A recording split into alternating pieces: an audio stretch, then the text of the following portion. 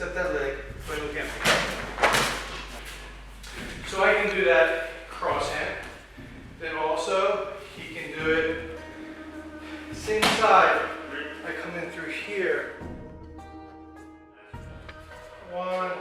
I can do this way, same way. Whenever I do the wrist and the elbow to that, that is Ikkyo. Then I slide up, and you're going to step me easy, and then you're just going to lay down. Yep. So then turn side, that's called a ring. Here, I come around.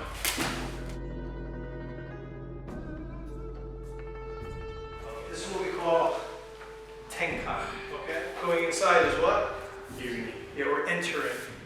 Circling, we're going around, is called tenkan. So, there's an arimi for every technique you learn, and there's a tenkan, which is just two different approaches.